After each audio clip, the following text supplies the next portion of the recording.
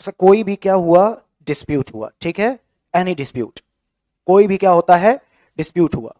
और सर जो ये डिस्प्यूट हुआ है, जो सर ये डिस्प्यूट है, इसका कोई ना कोई नेचर होगा सर, डिस्प्यूट का कोई नेचर है। और डिस्प्यूट का मैं बोलता हूं सर, डिस्प्यूट का जो नेचर है कैसा है, डिस्प्यूट का नेचर कैसा है, कमर्शियल नेचर है। डिस्प्यूट का कैसा नेचर है, कमर्शियल नेचर का डिस्प्यूट है। अब सर जो भी ये कमर्शियल नेचर का डिस्प्यूट होगा, ऑब्वियस की बात है, ये कैसे अराइज होगा, due to some commercial transactions, due to some, ये कैसे अराइज होगा सर, इट इज अराइजेस कहां से, अराइजेस फ्रॉम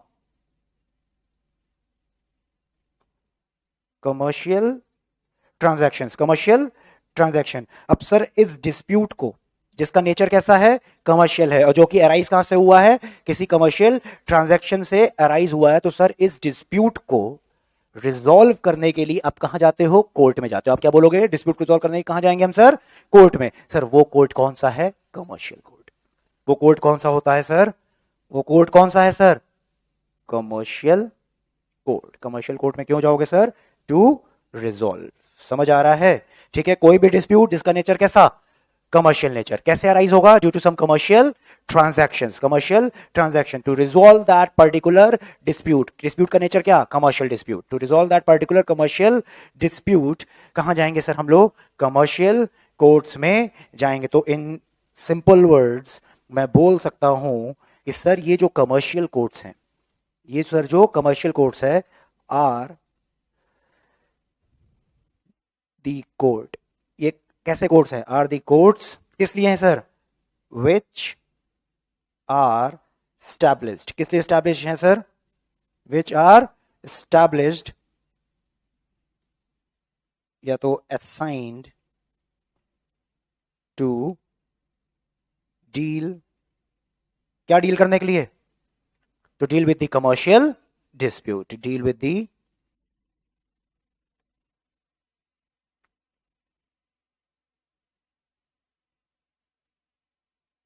बताओ भाई, सही है, सही है। हाँ सर, कोई भी डिस्प्यूट हुआ, कोई भी डिस्प्यूट है जिसका नेचर क्या है सर, कमर्शियल नेचर का डिस्प्यूट है, ठीक है। अराइज कैसे होगा, because of some commercial transaction से डिस्प्यूट होगा, तो उसके लिए हम कहां जाएंगे सर, कमर्शियल कोर्ट्स में जाएंगे। तो कमर्शियल कोर्ट का मतलब सर ऐसे कोर्ट है, ऐसे कोर्ट है विच आर असाइंड और established to deal with the disputes which are commercial in nature, बोल सकते हैं, ठीक है सर। कमर्शियल डिस्प्यूट क्या है, मगर मेन तो मुद्दा ये है कि सर कमर्शियल डिस्प्यूट क्या है, what is commercial dispute. Commercial dispute का मतलब क्या है, commercial dispute has been defined under section 2 clause C of the commercial code act, ठीक है। अब कमर्शियल डिस्प्यूट्स क्या है सर, समझ आ रहा है। जब तक हमको यही नहीं पता चलेगा कि डिस्प्यूट कमर्शियल है या नहीं है, तो हमको यही नहीं समझ आएगा कौन से कोर्ट में जाना है, ठीक है। क्योंकि सर कमर्शियल कोर्ट क्या है, कमर्शियल कोर्ट उन्हीं डिस्प्यूट्स को रिजॉल्व करेगा जिसका नेचर क्या है, कमर्शियल, जिसका नेचर क्या है, कमर्शियल। तो ये तो पता होना हमको बहुत जरूरी है कि whether the dispute is commercial और नॉट। तो कमर्शियल डिस्प्यूट क्या है, वो डिफाइन कहां पे है, that is defined under section, that is defined under section, ये सर जो कमर्शियल डिस्प्यूट है ये क्या है सर, इट इज डिफाइंड कहां पे sir, under section 2 clause C, कहां पे, ऑफ द एक्ट। कौन सा act sir, commercial courts act 2015। समझ आती है, समझ आता है कि नहीं आ रहा है, गेटिंग और नॉट। अब सर कैसे हो सकते हैं, कैसे कमर्शियल डिस्प्यूट्स कैसे हो सकते हैं, अब ये तो सर आपके 2 क्लॉज सी में लिखा हुआ है, वहां तो डेफिनेशन दी है, वहां पे 22 पॉइंट्स दिए हैं, 22 पॉइंट्स दिए हैं, ठीक है। कि कमर्शियल डिस्प्यूट इनको हम क्या बोलेंगे, कमर्शियल डिस्प्यूट्स बोलेंगे। आपके हिसाब से क्या होना चाहिए, आपके हिसाब से क्या होना चाहिए, डिस्प्यूट बिटवीन बैंकर्स हो सकता है, डिस्प्यूट बिटवीन ट्रेडर्स हो सकता है, हो सकता है कि नहीं, हाँ। पार्टनरशिप एग्रीमेंट से रिलेटेड कोई डिस्प्यूट्स, इंपोर्ट और एक्सपोर्ट से रिलेटेड कोई डिस्प्यूट्स हो सकता है, ज्वाइंट वेंचर एग्रीमेंट से रिलेटेड कुछ हो, बताओ, हो सकता है। इंटेलेक्चुअल प्रॉपर्टी राइट से रिलेटेड डिस्प्यूट कोई हो जाए, trademark infringement, copyright and all, इससे रिलेटेड कोई डिस्प्यूट्स, ये सब बोला गया है, ये सब क्या है, कमर्शियल डिस्प्यूट्स है। ये जो मैं 22 पॉइंट्स बोल रहा हूं ना, उसमें से ये लिस्ट में दीज आर ऑल इंक्लूसिव, उसमें सब ये दिए हैं। मैं आपको कुछ एग्जांपल्स दे देता हूं, रुको। तो मतलब क्या मैंने बोला आपको, एक मिनट, ठीक है, हुआ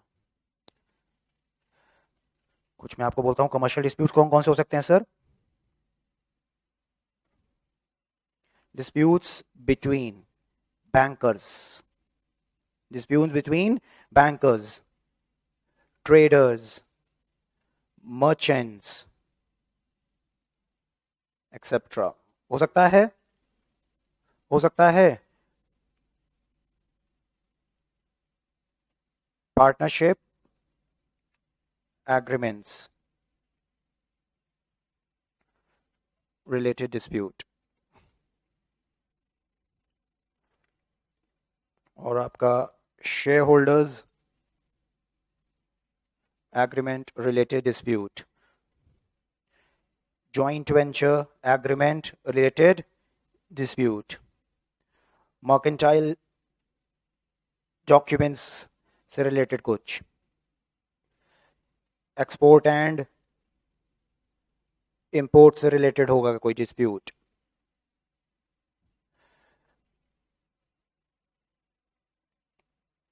कंस्ट्रक्शन एंड इंफ्रास्ट्रक्चर से रिलेटेड कोई कॉन्ट्रैक्ट्स अगर हैं उससे रिलेटेड डिस्प्यूट्स हो सकता है, आईपीआर से रिलेटेड, इंटेलेक्चुअल प्रॉपर्टी राइट से related, trademark infringement, copyright, patents, ठीक है, उससे रिलेटेड कोई भी आपका डिस्प्यूट, इंश्योरेंस से रिलेटेड, इंश्योरेंस रिलेटेड एक्सेट्रा। समझ आ रही है? बहुत से और हैं, ठीक है, कितने हैं टोटल?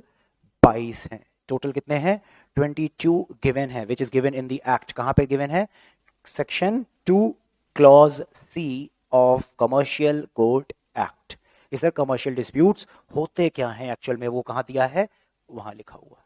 समझ आ रही है? तो कोई भी डिस्प्यूट है और जो कि आपका फॉल कहां कर जाएगा? सेक्शन 2 क्लॉज सी में, तो आप समझ जाना कि सर ये एक्ट अप्लाई हो गया आपके ऊपर, ठीक है। अब उस डिस्प्यूट को रिजॉल्व करने के लिए you will not go to normal courts, normal civil courts में आप नहीं जाएंगे, civil court will not accept, वो नहीं एक्सेप्ट करेगा। उसके लिए आपको कहां जाना पड़ेगा सर? कमर्शियल कोर्ट में ही जाना पड़ेगा, ठीक है, या आपको इस एक्ट के अंदर जो कोर्ट्स हैं आपको वहां पे जाना पड़ेगा। आता है समझ? आता है कि नहीं? बताइए भाई, ठीक है, गेटिंग और नॉट। अब एक और चीज, एक और चीज, अब नॉर्मल जो सिविल सूट्स होते हैं, नॉर्मल जो सिविल सूट्स होते हैं उसके में क्या होता है कि आपके सूट की कोई भी वैल्यू हो, you can file a civil suit. होता है? होता है कि नहीं होता है? बताइए भाई, आपके डिस्प्यूट की कोई भी वैल्यू हो, you can file a civil suit. अगर सिविल नेचर का है, you can file the civil suit. मगर सर अगर आपको इसके अंदर फाइल करना है कमर्शियल कोर्ट्स में, ठीक है, समझ आ रहा है? अगर आपका डिस्प्यूट कैसा है? कमर्शियल है। अगर आपका डिस्प्यूट कैसा है? कमर्शियल है। और आपको क्या करना है? कहां पे केस फाइल करना है? अंडर कमर्शियल कोर्ट्स में फाइल करना है। Then the minimum value of the dispute must be ₹3 lakh. Must be कितना? Must be ₹3 lakh. तो मैं क्या बोल रहा हूं सर? मैं क्या बोल सकता हूं इसको कि sir minimum value of dispute, minimum value of dispute कितनी सर? 3 लाख। 3 लाख या तो और such higher value, such higher value as notified by central government, ठीक है। तो आज की डेट में जो सेंट्रल गवर्नमेंट नोटिफाई कर रहा है कितनी है? 3 लाख। आगे अगर कुछ अगर हैवी वैल्यू बताती है तो सर वो हो जाएगा। समझ आ रही है? तो आज की डेट में कितनी है सर? 3 लाख। सर 3 लाख से अगर नीचे का डिस्प्यूट है, भले ही उसका नेचर क्या है? कमर्शियल है, सर आप इस एक्ट के अंदर फॉल नहीं करोगे। समझ आती है? समझ, सिविल में चले जाएंगे आप, कोई दिक्कत नहीं है। भले ही आपका नेचर कैसा हो? कमर्शियल का हो, मगर वैल्यू कितनी है? 3 से कम है, then in that case sir commercial court act 2015 will not apply. ये कब अप्लाई होगा सर? जब डिस्प्यूट की वैल्यू कितनी है? 3 लाख या 3 लाख से ऊपर, तभी कमर्शियल कोर्ट्स आपके केस को लेगा, हियर करेगा, अदरवाइज वो आपके केस की सुनवाई नहीं करेगा। हाँ जी बताओ। किसका? नहीं नहीं, ये तो हम लोग करेंगे, आप लोग करोगे, मतलब एडवोकेट्स चलेंगे, आप लोग इस पे नहीं आएंगे, एडवोकेट्स आएंगे, ठीक है। मैं एडवोकेट हूं, मैं कर सकता हूं, मैं प्रैक्टिस कर सकता हूं, तो मैं आ जाऊंगा इसके अंदर, ठीक है। वैसे कोई नहीं। सिविल कोर्ट के अंदर आप लोग जा सकते हो, स्क्वासी में जाते हैं आप लोग, डायरेक्टली आप नहीं जाते हो, ठीक है, समझ आती है? ठीक है, अगर आपको नॉर्मल कोर्ट्स के अंदर जाना है तो उसके लिए you have to get it register yourself under the bar council. समझ आती है? क्लियर है? और बार काउंसिल रजिस्ट्रेशन के लिए एलएलबी आपके पास डिग्री होनी चाहिए। समझ आता है? क्लियर है? अच्छा छोड़ो उसको। तो minimum value of the dispute कितनी होनी चाहिए सर इस एक्ट के अंदर फॉल करने के लिए? Must be minimum ₹3 lakh, must B minimum ₹3 lakh. अच्छा, अगर आपके डिस्प्यूट का नेचर कमर्शियल नहीं है, अगर आपके डिस्प्यूट का नेचर कमर्शियल नहीं है और आपने केस कहां फाइल कर दिया है? कमर्शियल कोर्ट में, under section number 11, under section number 11 वो कमर्शियल कोर्ट आपके सूट को रिजेक्ट कर देगा। समझ आती है? क्लियर और नॉट?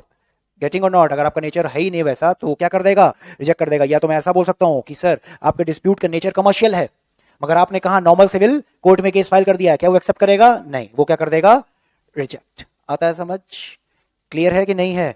बताओ भाई, आ रहा है समझ? अब मैं आपको थोड़ा बताता हूं सर इसकी कोर्ट की हायरार्की। सर ये कैसे कैसे कोर्ट्स होते हैं, कैसे कैसे कोर्ट्स होते हैं इसके अंदर, ये भी तो समझ आना चाहिए सर। कमर्शियल कोर्ट्स की हायरार्की क्या है?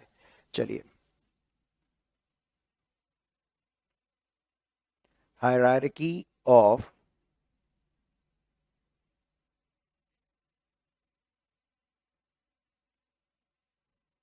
commercial courts, hierarchy of commercial courts and appellate mechanism। क्योंकि सर ऑब्वियस सी बात है, कोर्ट के अंदर केस फाइल करोगे ये भी तो पता चलना चाहिए ना अपील कहां जाएगी, अपील का भी तो समझ आना चाहिए कुछ कि नहीं। अब इसके अंदर हम लोग बात कर रहे हैं कि सर कमर्शियल कोर्ट्स कौन कौन से हमारे पास है, कैसे कैसे कोर्ट्स होते हैं, उनकी हायरार्की को हम लोग को देखना पड़ेगा। अब सर जो भी ये हायरार्की एंड ऑल है, ये दो पार्ट्स में डिवाइड कर दिया गया है, दो पार्ट्स में डिवाइड कर दिया है। और दो पार्ट्स में कैसे डिवाइड कर दिया गया है सर? दो पार्ट में ऐसे डिवाइड कर दिया है कि sir number 1, where the high court having ordinary original jurisdiction। Commercial court की हायरार्की वहां पे उन स्टेट्स में कि जहां पे हाई कोर्ट्स के पास क्या है? ऑर्डिनरी ओरिजिनल ज्यूरिसडिक्शन है। और commercial courts and appellate mechanism वहां पे, या कमर्शियल कोर्ट्स की हायरार्की वहां पे उन स्टेट्स में जहां पे where the high court do not have ordinary original jurisdiction. क्या मतलब है इसका? क्या मतलब है?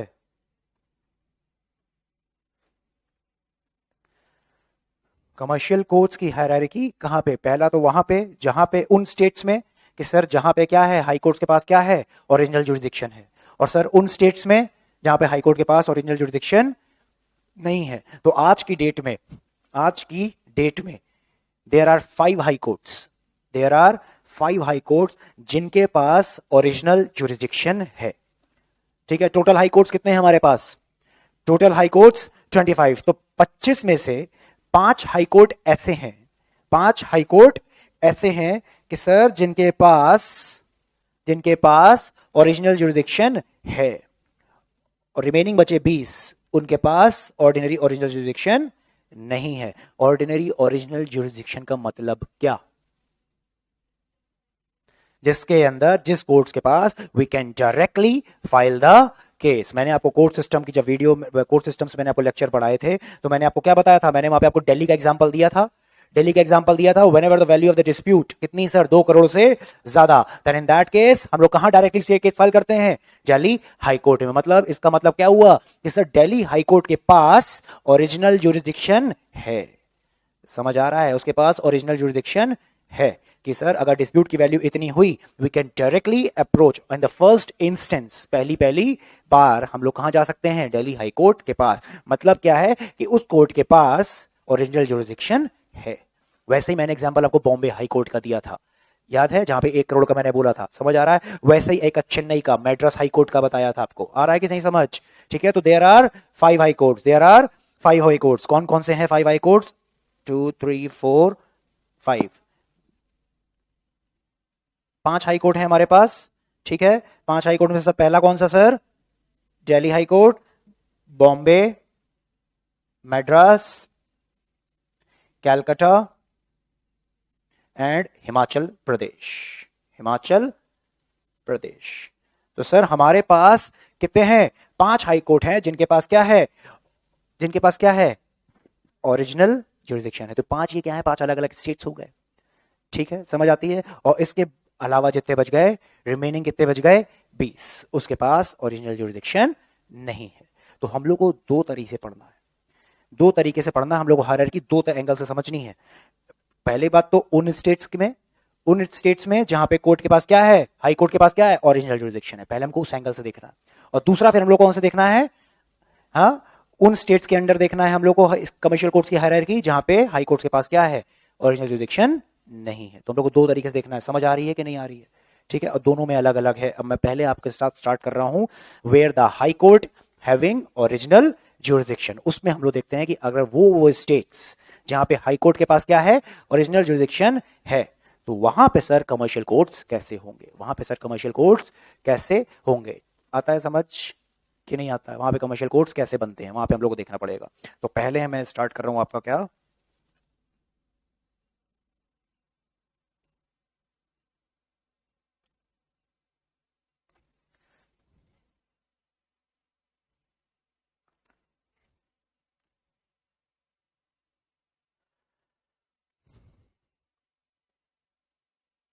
where high courts having ordinary original jurisdiction। समझ आ रहा है?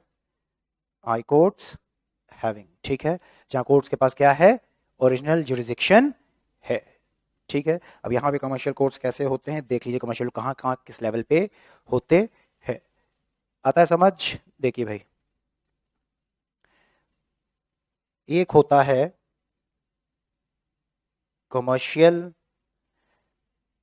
कोर्ट एट डिस्ट्रिक्ट जज लेवल। ठीक है, कमर्शियल कोर्ट कहां बनाएंगे सर, एक डिस्ट्रिक्ट जज के लेवल पे। ठीक है, आपको कोर्ट सिस्टम याद है पूरा, कोर्ट सिस्टम का या ध्यान में है, पूरा ध्यान में है एकदम। टॉप पे सुप्रीम है, उसको हटा देते हैं, उसके बाद हाई होता है, उसके बाद डिस्ट्रिक्ट आ जाता है। ठीक है, डिस्ट्रिक्ट आ जाता है, district divided into further 3 levels. पहला डिस्ट्रिक्ट एंड सेशन जज वाला, उसके बाद सिविल जज सीनियर डिवीजन, उसके बाद सिविल जज जूनियर डिवीजन। तो मैंने क्या लिखा है sir, commercial court at district level जज। ठीक है, डिस्ट्रिक्ट लेवल जज। तो समझ आ रहा है कौन सा लेवल है ये, कौन सा लेवल सर, डिस्ट्रिक्ट लेवल का सबसे ऊपर वाला, डिस्ट्रिक्ट लेवल का सबसे ऊपर वाला डिस्ट्रिक्ट लेवल जज की बात कर रहा हूं। ठीक है, समझ आ रहा है? तो एक उस लेवल पे बनाएंगे क्या, कमर्शियल कोर्ट, उस लेवल पे एक बनाएंगे कमर्शियल कोर्ट, एक वो बनता है, पहला ये है। ठीक है, समझ आती है सर? एक बनता है कमर्शियल डिवीजन, को बोलते हैं commercial division of high court. इसको क्या बोलते हैं, commercial division of high court. Commercial division मतलब ये सर किस लेवल पे बन रहा है सर, ये हाई कोर्ट के लेवल पे बन रहा है। समझ आ रहा है? एक डिवीजन किसका बनाते हैं हम लोग, एक हाई कोर्ट का डिवीजन बनाते हैं, उसको बोलते हैं commercial division of high court. समझ आता है, गेटिंग और नॉट? और सर इसी के ऊपर एक बनाता है और commercial appellate, commercial appellate division of high court, commercial appellate division of high court. समझ आ रहा है सर? यही 3 में बस, दैट्स इट, यही 3 बनते हैं। समझ आ रही है? यही 3 बनेंगे। एक सर बनता है commercial court at district level. ठीक है, एक बनेगा सर कमर्शियल डिवीजन, जिसको नाम देखो क्या लिखा है, नाम देखना, नीचे लिखा है कमर्शियल कोर्ट। ठीक है, एट डिस्ट्रिक्ट लेवल। और दूसरा क्या बोल रहे हैं ऊपर, कमर्शियल डिवीजन बना रहे हैं, हाई कोर्ट की डिवीजन बन रही है, उसको हम लोग क्या बोल रहे हैं, कमर्शियल डिवीजन। ठीक है, हाई कोर्ट है, हाई कोर्ट की एक अलग से डिवीजन बना दी। ठीक है, वहीं उसी कोर्ट में अलग से एक कोर्ट रूम बना देंगे, उसको क्या बोल देंगे, this is the commercial division of this particular high court. मतलब जो भी कमर्शियल केसेस होंगे इसके अंदर आएंगे, यही तो मतलब हुआ ना, कमर्शियल डिवीजन बना दी। और साथ साथ कमर्शियल डिवीजन तो बनाई, मगर सर अपील एंड ऑल कहां जाएगी, तो उसके लिए क्या बना दी, कमर्शियल अपीलेट डिवीजन बना दी हाई कोर्ट की। समझ आ रही है, गेटिंग और नॉट? पता है, ये समझ आ रहा है? ठीक है, अब सुनो क्या होता, अब सुनो, ध्यान से सुनो, ध्यान से सुनो। अब सर मैंने आपको शुरू शुरू में बताया, मैंने आपको स्टार्टिंग में बताया कि सर कोई भी डिस्प्यूट, उसकी वैल्यू मिनिमम कितनी होनी चाहिए सर, 3 लाख, तभी वो जाएगा कमर्शियल कोर्ट एक्ट के अंदर, तभी वो फाइल हो सकता है। समझ आ रहा है? तो आप खुद बताओ सर, ये कमर्शियल कोर्ट एक्ट जो नीचे एकदम डिस्ट्रिक्ट जज के लेवल पे है, इसकी वैल्यू क्या, minimum value of dispute, minimum value of the case कितनी होनी चाहिए? मिनिमम वैल्यू कितनी होनी चाहिए? मिनिमम वैल्यू कितनी होगी सर? 3 लाख। मिनिमम वैल्यू कितनी?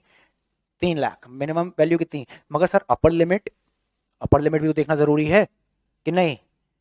अपर लिमिट, मिनिमम वैल्यू तो समझ आता है सर कि 3 लाख से कम तो आएगा ही नहीं, हाँ, मगर सर मैक्सिमम वैल्यू भी तो देखना पड़ेगा कि नहीं? Minimum value rupees 3 lakh, but not more than the pecuniary jurisdiction, not more than pecuniary jurisdiction किसकी sir? of the district court of that area। क्या मतलब है इसका? of that area। Pecuniary jurisdiction कौन नोटिफाई करता है? Notified by the state governments, ठीक है, जो स्टेट गवर्नमेंट बताती रहती है कि ये कोर्ट की ये पेक्यूनरी जुरिडिक्शन है, ठीक है। आता है समझ कि नहीं? बताइए, मैं लिख देता हूं यहां पे।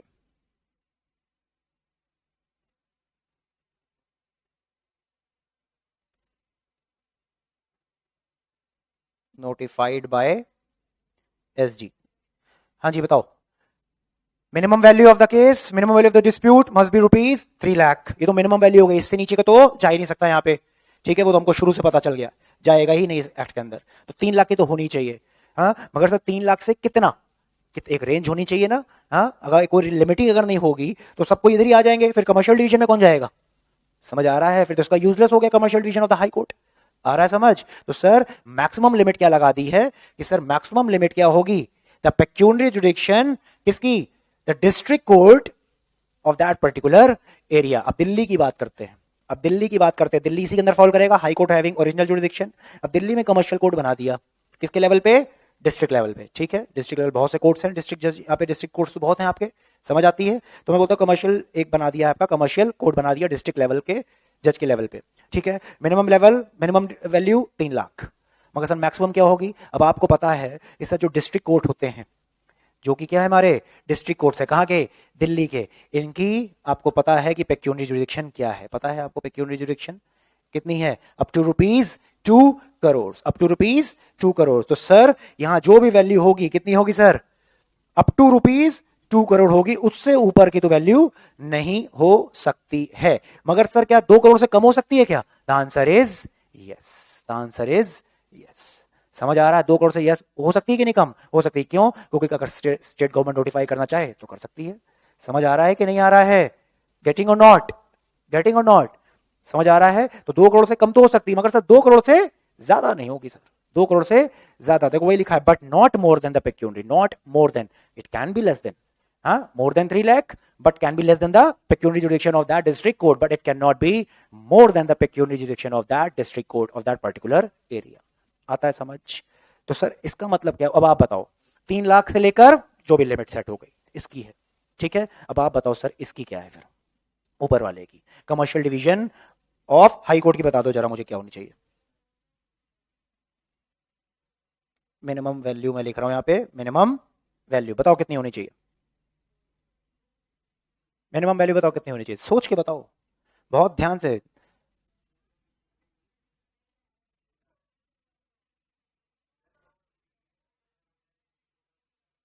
मिनिमम वैल्यू सिंपल सी बात है sir, above value notified bye SG. जो सर नीचे नोटिफाई करेगा मैक्सिमम वैल्यू, उसके ऊपर वाली जो वैल्यू होगी वही तो होगी।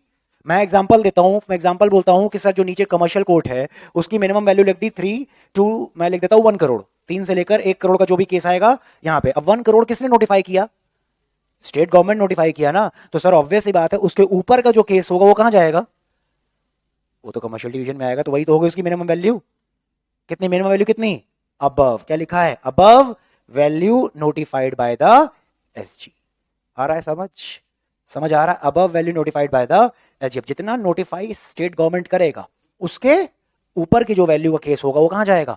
Commercial division of that particular high court. मगर बस वही बोल रहा है कि सर जो भी नोटिफाई करेगा state government, that amount cannot be more than the pecuniary jurisdiction of the district court of that area। ये बोलना चाह रहा है वो, नीचे जो लिखा है वो ये बोल रहा है।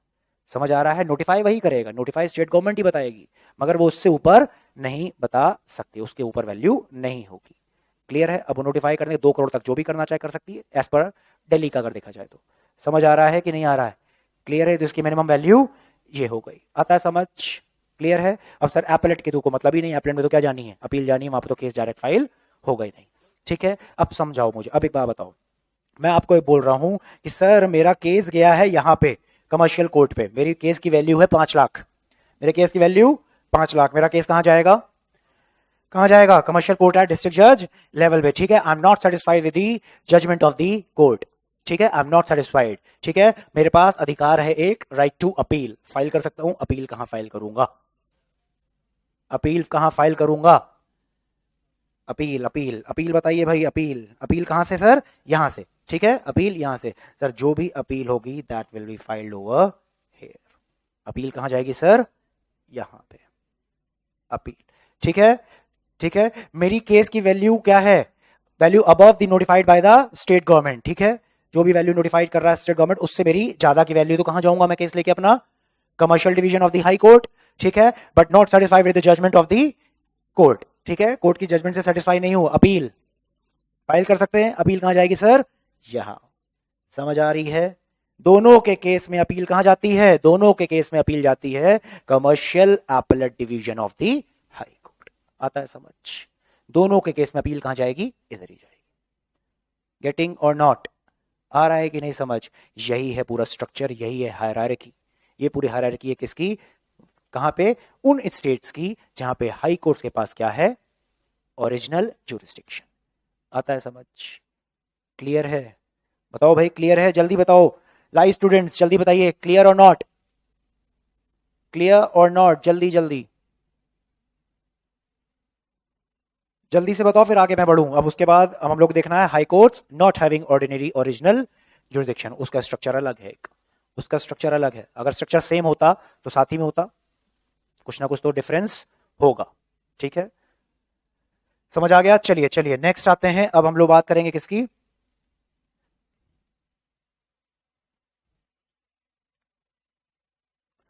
हाँ जी, high court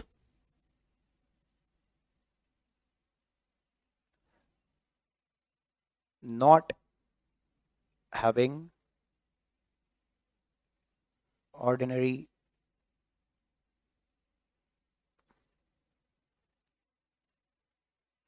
jurisdiction, not having. ठीक है, जिनके पास ऑर्डिनरी ओरिजिनल जुरिडिक्शन नहीं है, मतलब you can not directly file the case to the high court. ये मतलब हुआ आप डायरेक्टली हाई कोर्ट के पास नहीं जा सकते। मतलब ये वैसे स्टेट्स के हाई कोर्ट हैं, मतलब ये वैसे स्टेट्स के हाई कोर्ट्स हैं जिनके पास ओरिजिनल जुरिडिक्शन नहीं, जिनके पास एपेलेट जुरिडिक्शन है। यही बोल सकता हूं क्या? इनके पास appeal can be filed but directly on the first instance आप केस फाइल नहीं कर सकते। यही मतलब हुआ इनका मतलब। ठीक है, तो ये वो है। अब यहां पे देखते हैं जरा कमर्शियल कोर्ट्स की क्या जुरिडिक्शन बनती है।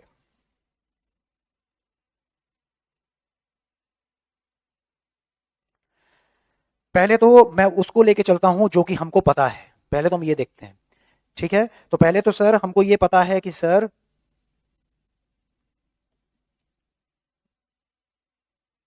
कमर्शियल, मैं थोड़ा इधर लिखता हूं एक बार, कमर्शियल कोर्ट एट डिस्ट्रिक्ट जज लेवल, ये तो सर बनेगा ही बनेगा। ये तो सर रहेगा ही रहेगा। कहां बनेगा sir? Commercial court at district जज लेवल। वैल्यू पे भी बात पे आते हैं। ठीक है, वैल्यू में बात नहीं, पहले देखते हैं कोर्ट क्या क्या है। ठीक है, ये तो सर रहेगा ही रहेगा। समझ आता है? तो इसका मतलब सर ये हो गया, इसका मतलब सर ये हो गया whether the high courts having और not having original jurisdiction, sir commercial court at district जज लेवल तो होगा ही होगा। ये बोल सकते हैं क्या? हाँ बोल सकते हैं कि नहीं? बताइए। तो मतलब कमर्शियल कोर्ट एट डिस्ट्रिक्ट जज लेवल तो हर जगह रहेगा, चाहे हाई कोर्ट के पास जुरिडिक्शन है या नहीं है। मतलब जितने भी 25 के 25 हाई कोर्ट के अंडर, बोल सकता हूं उन स्टेट्स में क्या रहेगा, कमर्शियल कोर्ट है, डिस्ट्रिक्ट जज लेवल तो रहना ही रहना, बोल सकते हैं। क्लियर है, इतना पॉइंट समझ आता है। इसके बाद सर इसके ऊपर एक बनाया गया कमर्शियल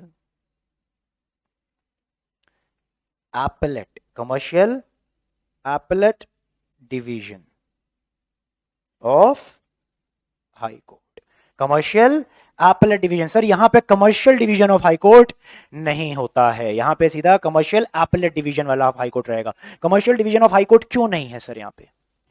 इसलिए नहीं है कि सर जब हाई कोर्ट के पास ओरिजिनल ज्यूरिसडिक्शन ही नहीं है तो उसका डिवीजन कैसे बनाते, क्योंकि डायरेक्टली केस तो फाइल होगा ही नहीं, हाई कोर्ट में हो ही नहीं सकता, तो सर उसका डिवीजन बनने का कोई मतलब है ही नहीं। समझ आ रही है? इसलिए यहां पे commercial division of high court नहीं दिया, मगर एपेलेट दिया, क्योंकि सर अपील के लिए तो बनाना जरूरी है, अपील कहां फाइल होगी। समझ आ रहा है कि नहीं आ रहा है? एपेलेट बनाया गया, तो सर इसका मतलब ये भी बोल सकते हैं कि सर कमर्शियल एपेलेट डिवीजन हर जगह होगी, भले ही हाईकोर्ट के पास ओरिजिनल जुरिडिक्शन है या नहीं है। ये बोल सकते हैं क्या? समझ आ रहा है? गेटिंग और नॉट, ये दो हो गए। अब सर यहां तो सर खाली आपने एक ही बनाया कोर्ट, यहां तो सर आपने खाली कमर्शियल कोर्ट एक ही बनाया जहां पे हाई कोर्ट के पास जुरिडिक्शन नहीं है, और सर वो वाले केस में देखा जाए जहां पे जुरिडिक्शन है ओरिजिनल वाली, वहां पे सर दो है, तो दो जगह केस फाइल हो सकते हैं डिस्प्यूट की वैल्यू के हिसाब से। समझ आ रहा है? मगर सर यहां पे एक ही है, तो सर बर्डन बहुत ज्यादा आ जाएगा यहां पे, तो खाली डिस्ट्रिक्ट लेवल पे दिक्कत हो सकती है कि नहीं? हाँ, कि सर कोई भी वैल्यू होगा हमेशा सब इधर ही आ जाएंगे। सोच के देखो कि अगर कोई भी वैल्यू ऑफ द केस है अबव 3 लाख, तो सबके सब यहीं पे आने आ जाएंगे, तब तो दिक्कत हो जाएगी, पूरा ओवरबर्डन हो जाएगा, क्योंकि यहां सिंगल है, हाई कोर्ट वाला है ही नहीं कोई यहां पे। समझ आ रहा है? तो इसके लिए क्या करा गया सर, यहां पे लिखा है कि सर एक बनेगा ये commercial court below the level, किसके level? Below the level of district जज, below the level of district जज। डिस्ट्रिक्ट जज का लेवल है, उसके लेवल पे बना दिया कमर्शियल कोर्ट। डिस्ट्रिक्ट जज का लेवल है, उसके लेवल पे क्या बना दिया? Commercial court. समझ आ रहा है? इसके लेवल के नीचे जो लेवल्स है उसके लेवल पे क्या बना देंगे हम? कमर्शियल कोर्ट एक और बना देंगे। समझ आ रहा है? Below the level of district जज। समझ आती है कि नहीं आती है? समझ आती है कि नहीं आता है समझ? सर ठीक है। अब क्या किया गया, एक और चीज बनाई, commercial appellate court. Commercial appellate court लिखा है मैंने, ठीक है? कमर्शियल एपेलेट कोर्ट कहां पे? एट डिस्ट्रिक्ट जज लेवल। कमर्शियल एपेलेट कोर्ट बनाइए, commercial appellate court, commercial appellate division नहीं बोल रहा मैं, commercial appellate division of high court नहीं बोल रहा, वो तो अलग से बनी हुई है। ये किस लेवल पे बना रहे हैं? ये किस लेवल बना रहे हैं? कमर्शियल एपेलेट कोर्ट किस लेवल पे बना रहे हैं? डिस्ट्रिक्ट जज के लेवल पे बना रहे हैं। समझ आ रहा है? तो ऑब्वियस सी बात है सर, ऑब्वियस सी बात है कि सर अगर commercial court below the district level पे अगर हम केस फाइल करते हैं और उससे अगर हम सेटिस्फाई नहीं होते, सर अपील कहां जाएगी? सर अपील कहां जाएगी इसकी? अपील यहां जाएगी। और सर अगर इससे हम सेटिस्फाई नहीं होते हैं इधर केस फाइल के, तो अपील कहां जाएगी सर? आ रहा है समझ? समझ आ रही है कि नहीं आ रही है? ठीक है, तो डिस्ट्रिक्ट लेवल पे अगर देखा जाए, यहां पे अगर देखा जाए, in case of high courts not having original jurisdiction, in case of high courts not having original jurisdiction, तो इस केस में सर डिस्ट्रिक्ट लेवल पे दो कमर्शियल कोर्ट्स बन रहे हैं। समझ आ रही है? डिस्ट्रिक्ट लेवल पे दो कमर्शियल कोर्ट्स बन रहे हैं, एक कमर्शियल कोर्ट बन रहा है डिस्ट्रिक्ट जज लेवल पे और एक कमर्शियल कोर्ट बन रहा है बिलो द डिस्ट्रिक्ट जज लेवल बन रहा है। मगर दोनों जो कोर्ट बन रहे हैं वो कहां बन रहे हैं? डिस्ट्रिक्ट लेवल बन रहे हैं। ये समझ आ रही है आपको? यहां पे हाई कोर्ट की कोई डिवीजन है ही नहीं। क्यों नहीं है? क्योंकि सर हाई कोर्ट के पास ओरिजिनल जुरिसडिक्शन है ही नहीं। आता है समझ? क्लियर है? आता है समझ? अब ये बताओ मुझे सर, मिनिमम वैल्यू ऑफ कितनी होनी चाहिए? मिनिमम वैल्यू कितनी होनी चाहिए? तो ऑब्वियस सी बात है, जो सबसे नीचे वाला कोर्ट है, कौन सा कोर्ट है हमारा सबसे नीचे वाला? ये वाला है क्या? सबसे नीचे वाला यही है फिर, कमर्शियल कोर्ट वाला जो बिलो द डिस्ट्रिक्ट जज लेवल है। अगर यहां पे हमको जाना पड़ेगा तो ऑब्वियस सी बात है, कमर्शियल कोर्ट में जाएंगे सर, केस की वैल्यू कितनी होनी चाहिए? मिनिमम तो सर 3 लाख चाहिए ही चाहिए, चाहे कुछ भी हो जाए। मिनिमम तो कितनी वैल्यू उसकी बोल दूंगा sir? Minimum value 3 lakh, 3 lakh और अबव लिख दूं? 3 लाख और अबव, और सर अबव वाली क्या, नोटिफाइड बाय एसजी, यही है क्या, 3 lakhs और अबव, मगर अबव वाली कौन सी, जो भी कोई नोटिफाई करेगा, मगर सर जो बिलो द डिस्ट्रिक्ट लेवल की ओरिजिनल पेक्यूनियरी जुरिडिक्शन होगी उससे ऊपर नहीं हो सकती, यही होगा। सेम चीज जैसे वहां लिखी थी, सेम चीज यहां पे आ जाएगा, मगर कौन सा है, कोई लेवल है, बिलो द डिस्ट्रिक्ट जज की लेवल है। आता है समझ, बिलो द, अब चलो इसको समझ आ गए, अपील वाला, इसकी बता दो जरा फिर क्या होगी सर। इसकी ऑब्वियस सी बात है सर, क्या होनी चाहिए, अबव होनी चाहिए, क्या, above notified by the state government, वही हो जाएगा, सेम चीज क्या हो जाएगी sir, above value notified by आ रहा है समझ, समझ आ रहा है कि नहीं आ रहा है, ये बताओ, बताइए भाई, बताइए भाई। दिस इज दी हायरार्की, यही हायरार्की है कमर्शियल कोर्ट्स की, यही पूरी हायरार्की है, और दो पार्ट में डिवाइड कर दिया sir, having original jurisdiction and not having, और दोनों में अलग अलग है। अब ऑब्वियस सी बात है सर, जहां पे हाई कोर्ट के पास ओरिजिनल जुरिडिक्शन है ही नहीं, तो वहां पे कमर्शियल डिवीजन कैसे बन जाएगा, वहां पे कमर्शियल डिवीजन बनाने की जरूरत है ही नहीं, मगर ये जरूरत पड़ रही कि भाई 2 कमर्शियल कोर्ट कम से कम एटलीस्ट होने चाहिए, ठीक है, तो उसके लिए क्या कर दिया गया, कोई दिक्कत नहीं, डिस्ट्रिक्ट लेवल बनाइए, एक उसके नीचे बना दीजिए आप, ऐसा भी तो हो सकता है, एक उसके नीचे बना दो, और जहां पे जुरिडिक्शन ओरिजिनल है वहां पे क्या कर दिया सर, कोई दिक्कत नहीं है, एक हाईकोर्ट का लेवल बना दो, एक डिस्ट्रिक्ट बना दो, और एक एपेलेट बना दो, दोनों की अपील वहां चली जाएगी। आ रहा है समझ, क्लियर है कि नहीं है, क्लियर, गेटिंग और नॉट, बताइए भाई।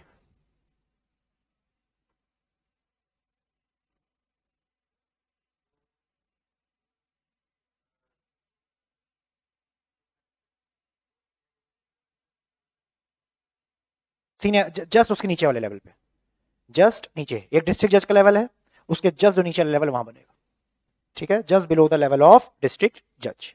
आता है समझ, क्लियर है, ये हायरार्की है हमारी, ठीक है, आती है समझ, क्लियर है। तो कौन से डिस्प्यूट्स होते हैं, कमर्शियल डिस्प्यूट्स क्या होते हैं, मिनिमम वैल्यू क्या होती है, कोर्ट्स की हायरार्की क्या होती है, आपको समझ आ रहा है, इतना समझ आता है। अब एक बात और सुनो, एक कॉन्सेप्ट नया, एक सेक्शन एक तरह से बोलूंगा, एक इसके अंदर नया आया, which was inserted by the amendment act, ठीक है, जो अमेंडमेंट आई थी कब, 2018 में, ठीक है, उसमें एक नया सेक्शन जोड़ा गया, section number 12A, section number 12A, और सेक्शन नंबर 12A का जो हेडिंग है वो मैं आपको बता देता हूं, सेक्शन नंबर 12A की हेडिंग है मैंडेटरी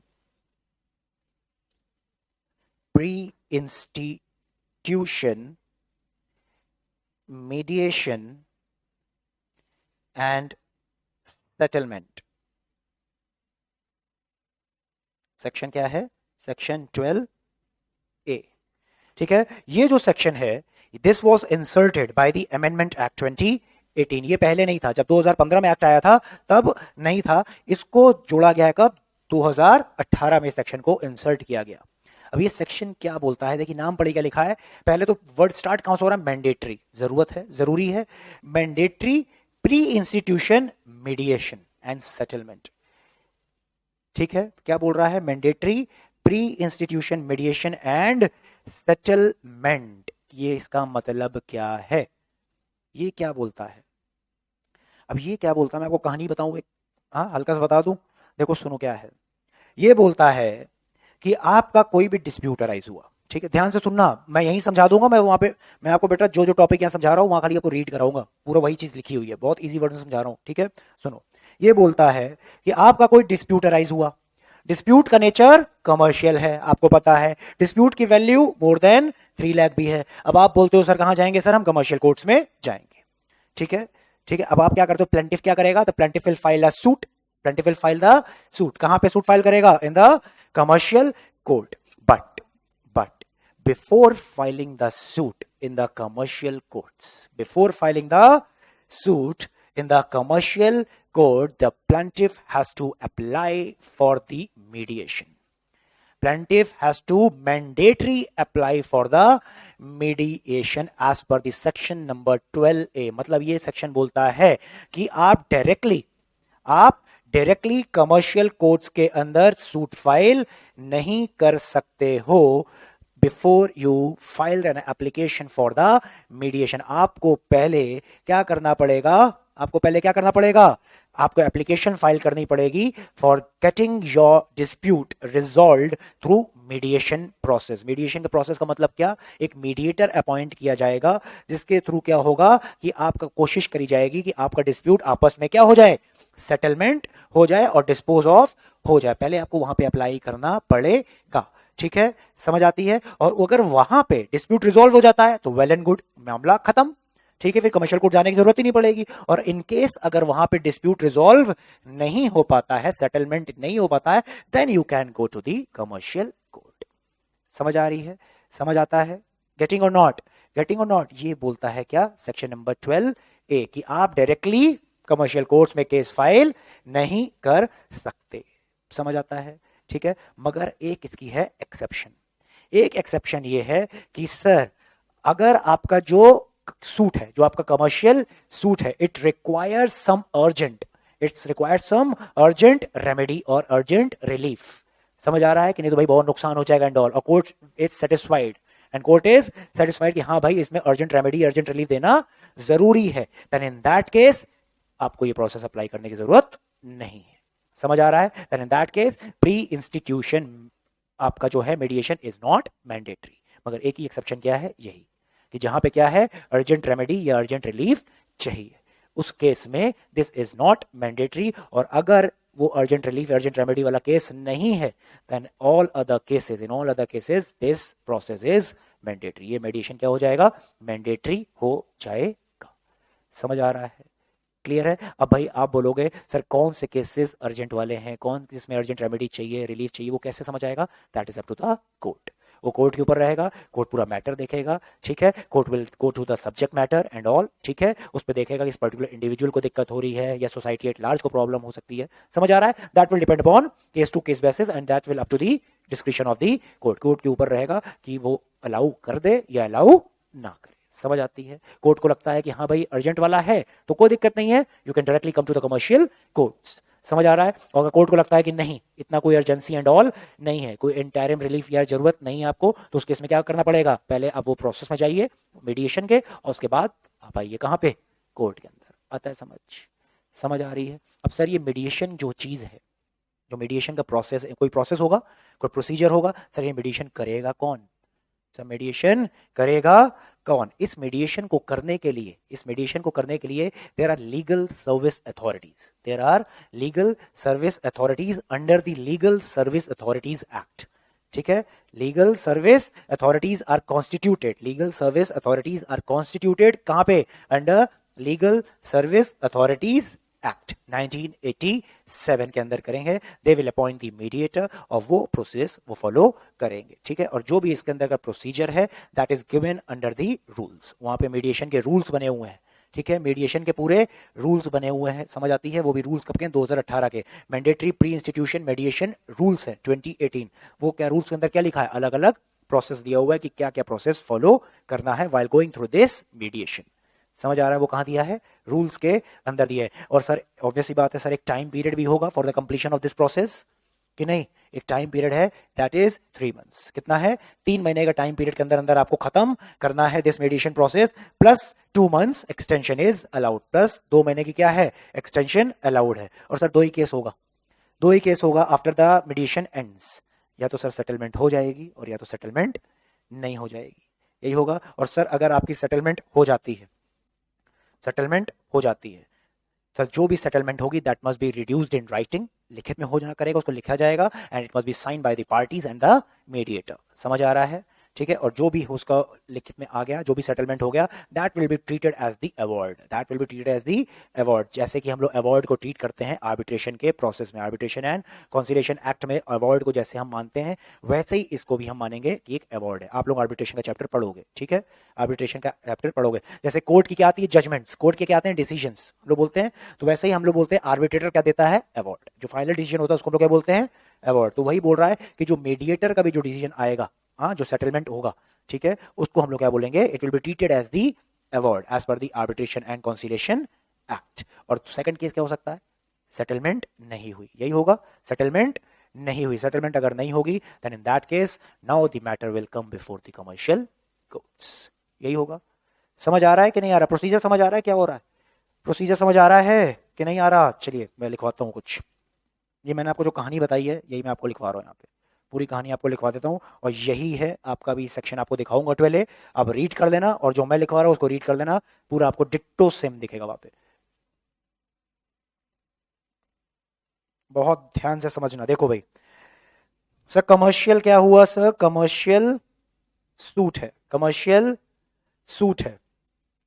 और सर ऐसा सूट विच रिक्वायर्स, ऐसा सूट है विच रिक्वायर्स अर्जेंट रिलीफ या तो रेमेडी, यही होगा एक, या तो ये हो सकता है, और दूसरा कौन सा हो सकता है? Which does not require urgent relief या तो सर रेमेडी, यही हो सकते हैं क्या? दो हो सकते हैं यही, या तो सर विच रिक्वायर्स और विच डू नॉट रिक्वायर्स, यही हो सकता है। गेटिंग और नॉट, यही होंगे दो। तो सर इस केस में क्या होगा सर, और इस केस में क्या होगा? Which requires what? Requires urgent relief, तो उस केस में sir pre institution mediation,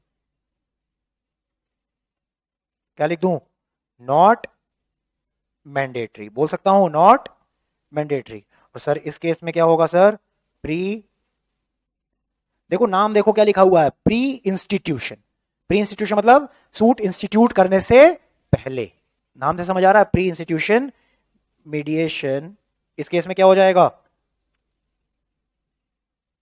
mandatory. समझ आती है? गेटिंग और नॉट आ रहा है? समझ आ रहा है? अब सर हम लोग देखते हैं सर नॉट मैंडेटरी वाला, तो चलो कोई दिक्कत ही नहीं है, नॉट मैंडेटरी वाला तो कोई दिक्कत ही नहीं, डायरेक्टली कोर्ट के पास जाएगा। मगर सर अब मेन आता है मुद्दा कहां पे? जहां पे मैंडेटरी है। तो सर इसमें कहानी क्या होगी, इसमें प्रोसेस क्या होता है? देखो एक मिनट।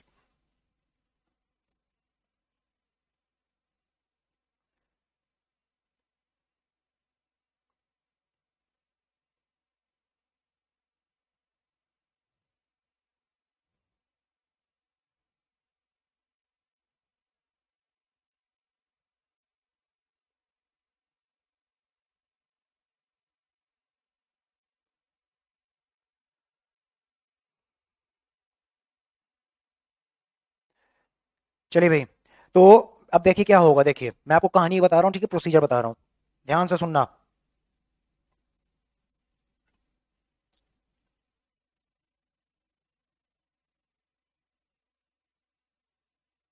द प्लेंटिफ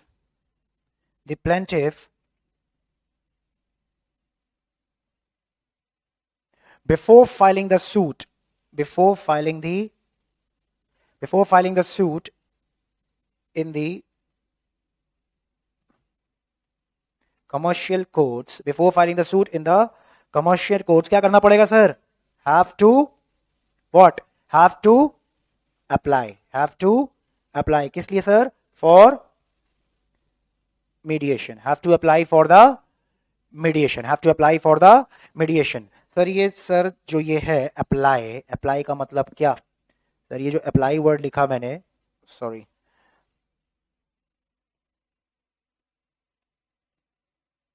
अप्लाई का मतलब सर कैसे अप्लाई करोगे सर? अप्लाई का मतलब क्या sir? Bye filing the application. समझ आ रहा है? मतलब क्या होगा? एप्लीकेशन फाइल करनी पड़ेगी क्या इनको? एप्लीकेशन फाइल करनी पड़ेगी। कहां पे एप्लीकेशन फाइल करनी पड़ेगी सर? टू दी अथॉरिटी, ठीक है, to the authority constituted under legal service act, ठीक है, यही हो रहा है, ठीक है, to the authorities constituted under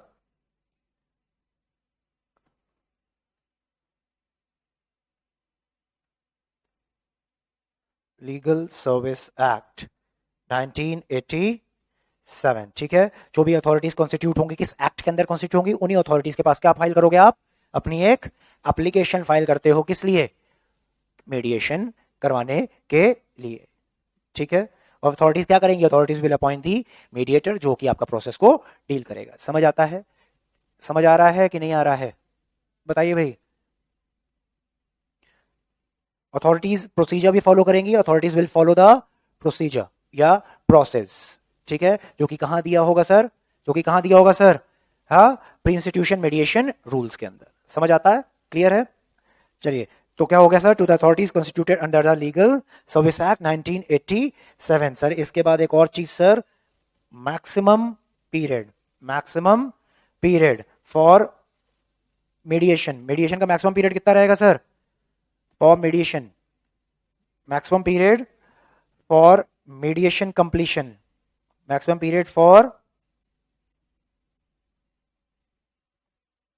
completion of mediation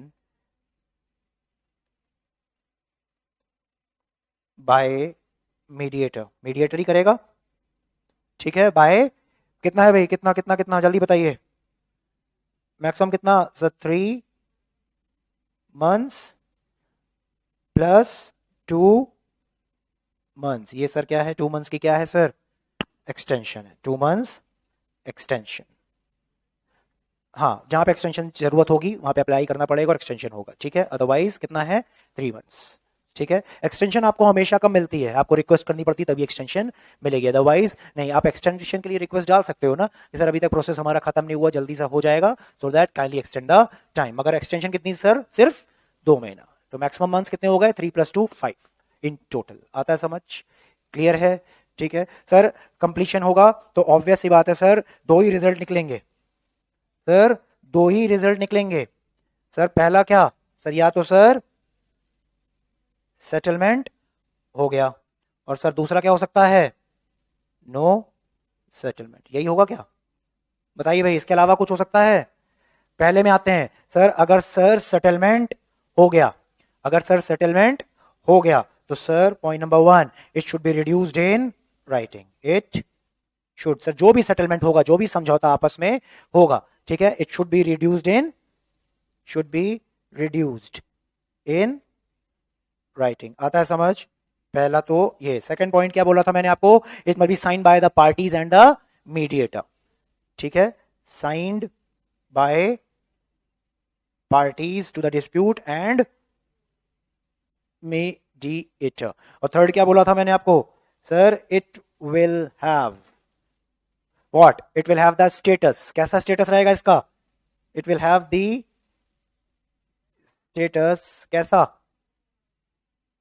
as of the award. समझ आ रहा है कैसा, as that of a award, as that of a award, जो कि पास होता है, पास्ड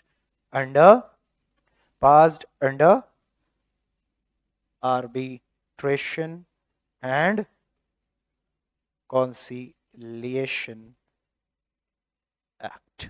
आता है समझ, आर्बिट्रेशन एंड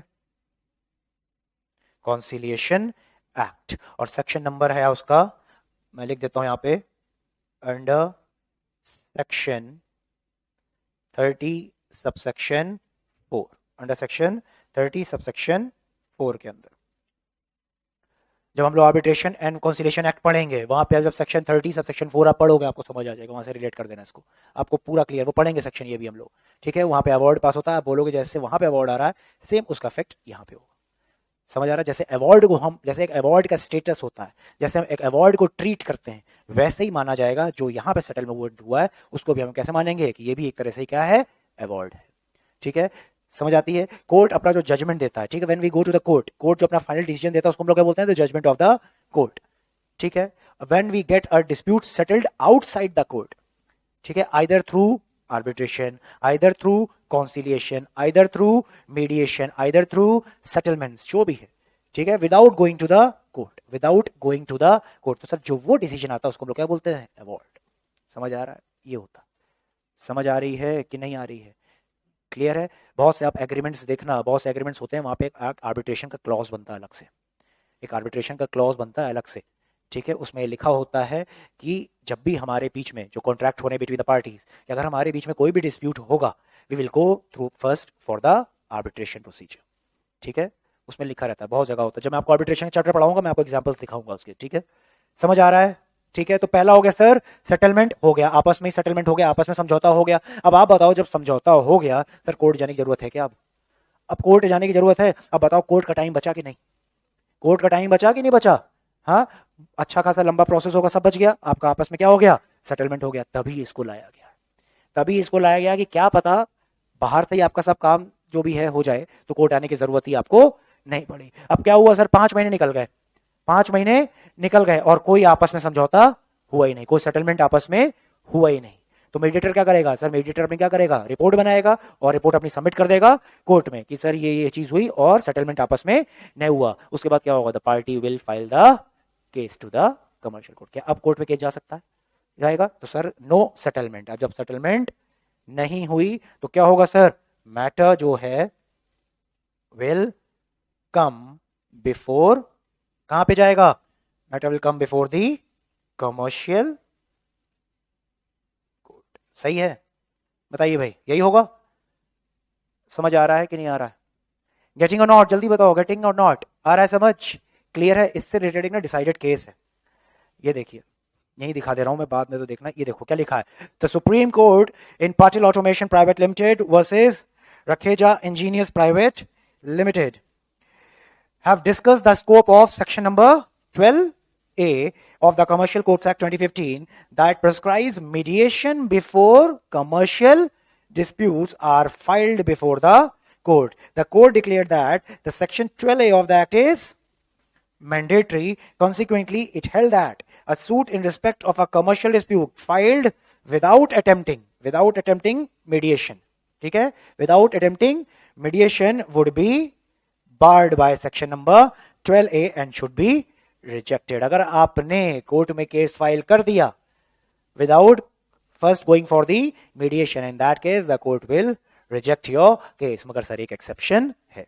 एक्सेप्शन है, लिख दूं मैं, should be rejected but subject to the exception. Exception क्या है सर, एक्सेप्शन क्या है, अर्जेंट रेमेडी वाला एक्सेप्शन। कौन सी है सर, अर्जेंट रिलीफ वाला। जो समझ आती है, गेटिंग और नॉट?